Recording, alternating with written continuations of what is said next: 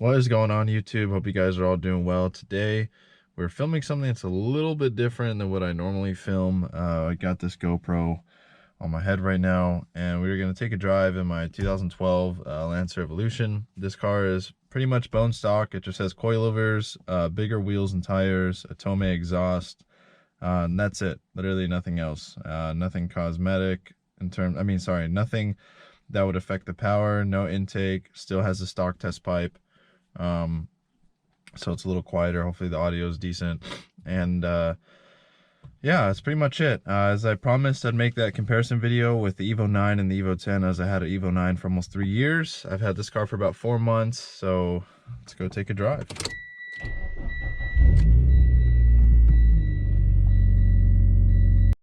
So right now we gotta go get some fuel. I don't know if you guys see that blinking light, but per usual fashion, we gotta go get some fuel. I'm gonna get you guys a quick little walk around the car right now, just so you guys have an idea of how it looks, if you guys have never seen it before.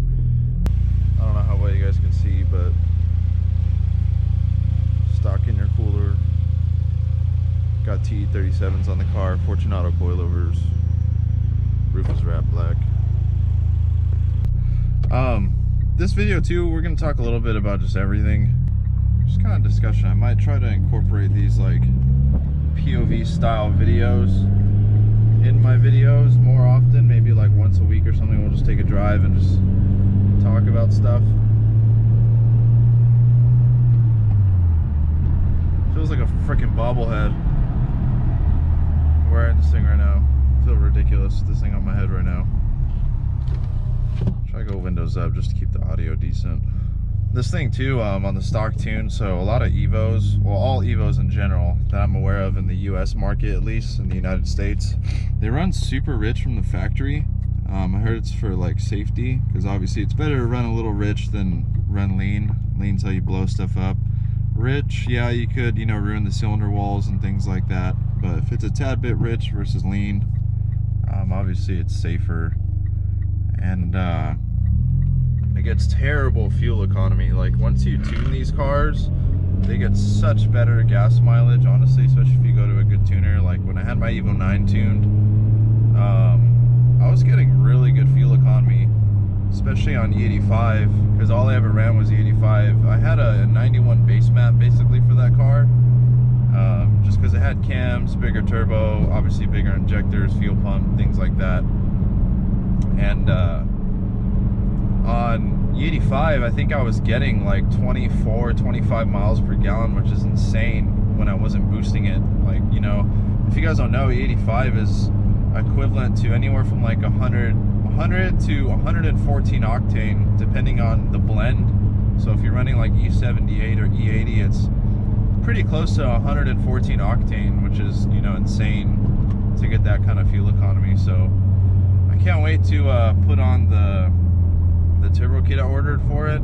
It's a 9274 EFR kit. I've never said that in any of my videos, so in case you guys are wondering, the cat's out of the bag. Should be a lot of fun. You know, the shop that I partner with, 5150 Racing, John Dranis, is probably the best Evo 10 tuner, I would say.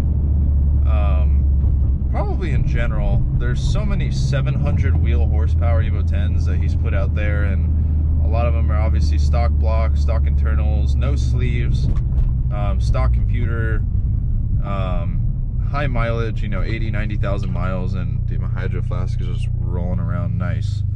And they make crazy power, so I'm really excited to be partnering with them. You know, obviously I got GSCS2 cams for the car. They're not on yet, but it'll be a lot of fun once we put it all together. Go sideways up this thing. Oh. Don't scrape on the thing. What the fuck is this guy doing? This guy just chilling right here? Okay, it's a little weird, but alright, buddy.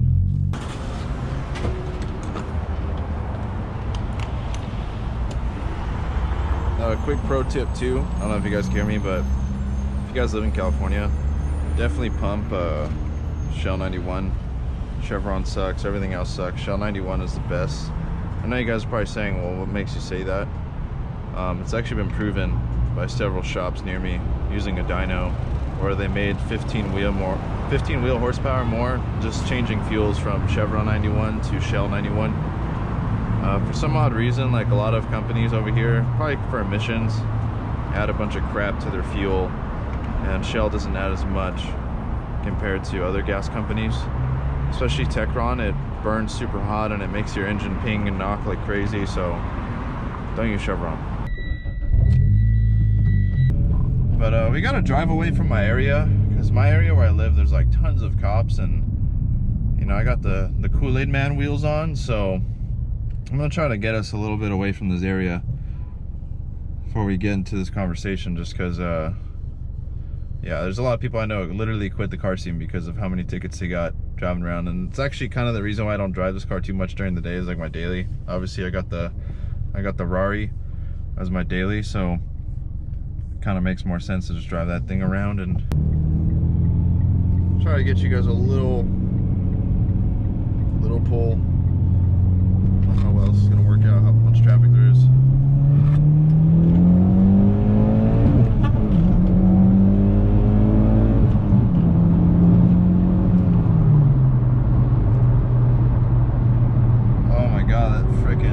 Second and third was so bad. I kind of short shift on the stock tune a little bit, just because the power band on the stock tune really falls flat after $6 grand. It's really bad, like it just goes flat if you guys have ever driven a stock Evo 10. But it's peppy. It has a lot of great mid-range. You know, the stock turbo spools up really fast, which actually there's a lot more people that blow up their cars on the stock turbo than a bigger one because of how fast the torque comes on. Especially too if you punch it at a low RPM, you're not really giving the rods a chance of how fast that torque is coming on, versus when you floor it or, you know, roll into it at a higher RPM, the rods aren't taking as much of a beating, you know, which is why on the big turbo setups a lot of them can kind of live longer because the torque isn't ramped in all crazy. And you know, it also helps having a really good tuner that can bring the torque on not so crazy aggressive. You know, like if you have all your torque or your peak torque is hitting at a low RPM, you know, chances are the engine will blow, just because it's just way too aggressive, you know, especially for stock rods. But it's fun. You know, driving on the freeway compared to the Evo 9 is obviously really quiet. It's really refined. Something you'll notice like immediately hopping in the Evo 10 versus the Evo 9 is just how big it is. One of my gripes or complaints about this car is that the visibility in this car isn't really that good, which is weird because you look at it and it's got really big windows, and you would think that the visibility would be awesome, but it's actually not. The wing sits right in the middle of the rear window, so it takes up a good chunk of your visibility. And then the actual windows to your sides, you know, like if you're gonna switch lanes or look over your shoulder or look who's next to you, there actually is kind of a good blind spot, you know, looking left to right in the rear windows, versus the 8 and 9, just the seating position and how the glass is, you know, like that car is like a shoebox. It's very boxy.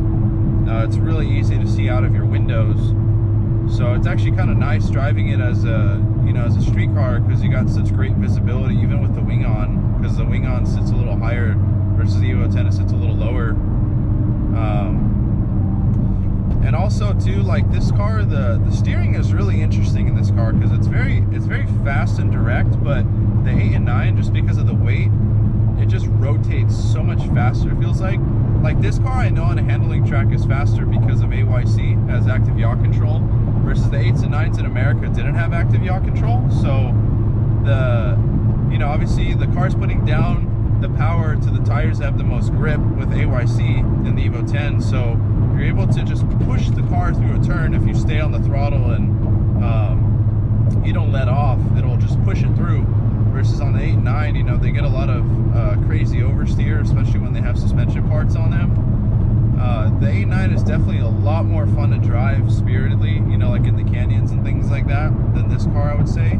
But this car will shock you on just how well it can get through a corner. Like, it's like you go and haul ass and you're like, yo, I shouldn't have been able to take that turn, but I just did. But, you know, fuck it. The shifter in this car too, I'm not, like, it's really direct and it's nice, but the 8 and 9 one, it feels a lot more crisp. And I don't know how to explain it, but the 8 and 9 gearbox feels just a little bit better. They still feel very similar to each other, but the spacing in the 10 is a little funky when you first drive it. Definitely in the 8.9 it feels better. Dude, get over it. What are you doing? Definitely the spacing in the 8 and 9 is much better. Another thing too, in this car, you notice the dual MyVec, the torque just comes on way quicker because of that valve timing, versus if you drive like an Evo 8 or something, it's gonna probably feel pretty gutless in the mid-range until you start hitting your full boost, depending on what kind of turbo you have, if it's big or small, or obviously twin scroll, ball bearing, etc. Oh, doctor. Oh, doctor, gotta unleash my inner Takumi right now. This car loves to be driven hard.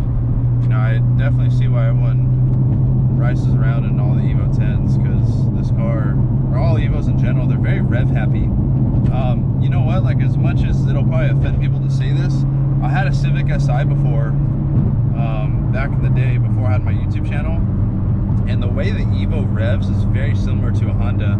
Very rev happy. There's kind of no one home down low, you know, as far as power goes, but once you get in it, it really likes to go, and that's where this car really shines, obviously, in the top end. Really just likes to be revved out and kind of drive it like you hate it, like the other Hondas. Another thing too about the Evo 10 that's pretty obvious is you obviously get creature comforts. You know, this car I feel like is a much better street car for many reasons. You know, obviously it's newer, you get the more refined highway driving. It doesn't feel like a washing machine inside, you know, on the highway like the Evo 8.9 kind of does. You can fit a really fat tire on it too, which I really like. That's probably like the best feature of having such a big car, is that you can fit a 275 or 285 with not too many rubbing issues, as long as the sidewall isn't crazy fat. And obviously you get the fenders rolled, but you know, people run 18 by 10.5 plus 22 or plus 15 all day, you know, with a 275 35 tire. That's pretty nice. So one of the most common questions that you guys ask is the Evo 8, 9, or 10 worth buying in 2020? And honestly, I'm gonna say like yes and no. I mean, if you're a big fan of the platform and you know how crazy aggressive Evos deliver power, like just the power band is one of the most aggressive power bands like you could ever feel. Like even in Supercar Suspects video, when he gave his buddy Alex Choi a ride when his Evo was running, making like 800 wheel on JRP's DynoJet Mustang dyno, because it was a Mustang dyno, but it read DynoJet numbers. We already proved that in another video, but even when he gave his buddy a ride in his 800 wheel Evo 10, he said it felt faster than, you know, 1,000 horsepower GTRs, and I can definitely attest to that, because I've ridden in a 1,000 horsepower R35, and it's fast, but it's so controlled and so like linear in how it delivered the power that I really was like, man, you could like drink Starbucks and talk to your homie on the phone and be doing like 150, 160 mile an hour pulls in the GTR, just because of how planted and just how refined it is. Like, it's not very doesn't give you that scary factor. I'm sure once you start cracking it at 2,000 horsepower, like a fully gutted one that's like a drag car, I'm sure it's crazy. I'm not saying that they're not fast or anything, because they're wickedly fast, especially because of that dual clutch transmission. But these cars just feel crazy. Like even Alex Choi said, it feels like you're gonna die, you know, and you're running 40, 50 pounds on these cars. It's truly a whole different experience, you know. But you know, my short answer, not to get too derailed off topic, are these things worth buying in 2020? Honestly, there are a lot of fast cars coming out. Like if you really just want to go fast and you don't really care about aesthetics as much, I feel like the new Corvettes, the new Mustangs, the new Supra is obviously wickedly fast too. There's a lot of really fast cars out there, and I feel like the Evo stuff is just getting so expensive that it's kind of like, I don't blame people for not wanting to spend 30K on a car that's discontinued when there's cars that are around the same price still in production. And and obviously finding parts for them is probably a little bit easier. And especially when you start trying to make really, really big power into these cars, it's pretty difficult to keep them together. You got to really have top-notch parts, top-notch assembly, top-notch machine work, tuning.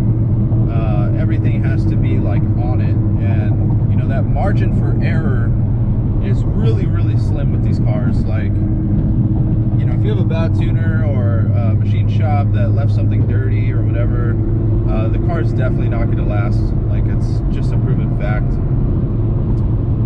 But I would argue that the money is like good and bad. But if anyone who's ever driven an Evo or been in an Evo knows just how much fun these cars are when they're running, it's hard to argue. You know, it's just kind of the love for the platform, really. We're gonna test our luck. So I'm sure the wind noise is crazy. We're gonna test our luck going over here. See how it is. We're in like Arcadia, California. If you go, oh dude, that hump is huge. Oh god, I'm a rep. Oh, doctor. That was crazy, bro. Just went some Indiana Jones over that thing.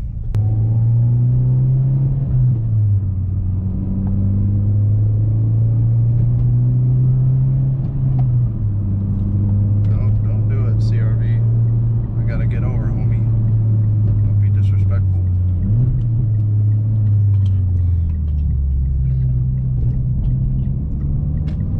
Way too packed with traffic. Try to go this way. I'm trying to get you guys some scenic shots. You know what I mean? No one wants to see a highway filled with traffic. I get mad just looking at traffic on people's stories. Like, you ever see that? You're like, damn, bro, I just want to sock someone out. I'm not even there. This area, they actually, fun fact, they actually filmed a lot of movies in this area. There's people who own property. When I used to work for Mercedes-Benz, that rented out to Hollywood and let people use it for their sets and stuff, which is pretty cool.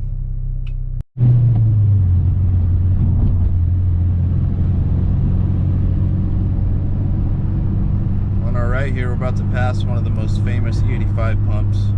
A lot of people go there with fast cars.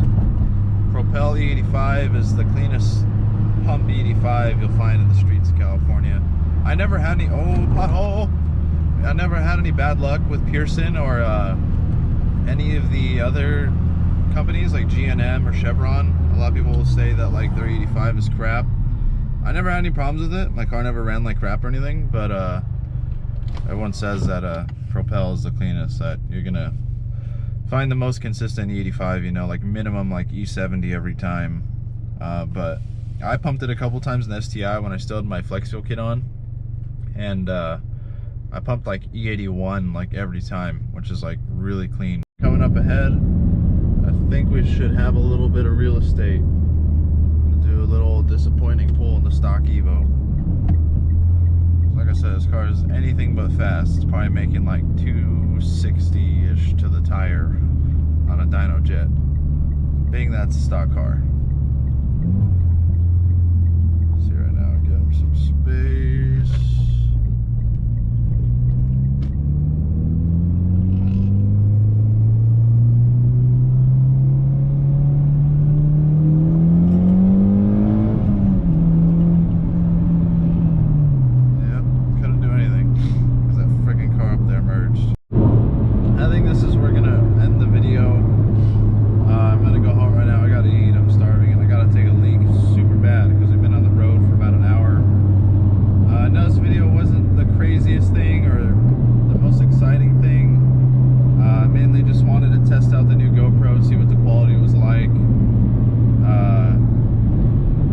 A little bit of something, not really terrible. Did a couple of small half-ass pulls in the Evo, nothing really crazy. Not that there's anything crazy to showcase anyway, because the car's stock, but I hope you guys enjoyed it. If you guys want to see more POV drives and kind of me discuss some different topics, leave a comment, let me know what you guys want to see. I'll happily make the video, and I'll choose a time when there's not so much freaking traffic outside. And yeah, we'll go from there. The next video, I don't know when you guys will see for a while. The stay-at-home order for Los Angeles County got issued again. again, and dude, I gotta go around this truck. I'm taking the suicide lane, YOLO.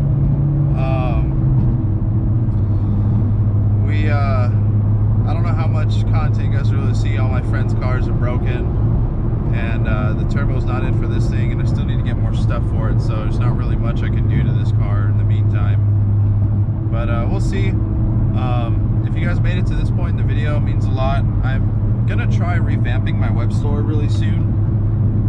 Possibly. It just really depends on how many of you guys would really want to pick up product. There's only a handful. It's one of those things where I'm honestly really more doing it for you guys. I don't really make a lot of money off of it. It's more of just people who want to support the channel and get you guys some cool stuff. I might come out with a couple more products. Not too sure if I'm going to do it or not. Just again, it depends. You know, if you guys are interested, please comment so I have an idea, or shoot me a message on Instagram. They're going to be really cheap too. I'm going to make shirts and stickers and stuff. You know, the shirts are going to be like 18, 19 bucks, which is really cheap, you know. If you compare it to other YouTubers out there, a lot of them are selling for like 25, 30 bucks. So 18, 19 bucks is a heck of a deal, considering there's a lot of work that goes into it. You know, I got to pay a designer to do the shirts, and then I also have to have someone revamp the web store, because I was doing it off of Big Cartel for the longest time, but it was kind of a pain in the ass to use, and it wasn't always the most accurate. Big Cartel is really good for what it is, you know, being that it's like a free service pretty much. But I want someone to make something legit, something that's a little more user-friendly, and also that hopefully won't have as many problems as I have with the Big Cartel stuff. So anyway, guys, thank you guys so much for watching. Hopefully the sun isn't blinding you like it's blinding me right now. Subscribe to the channel if you're excited to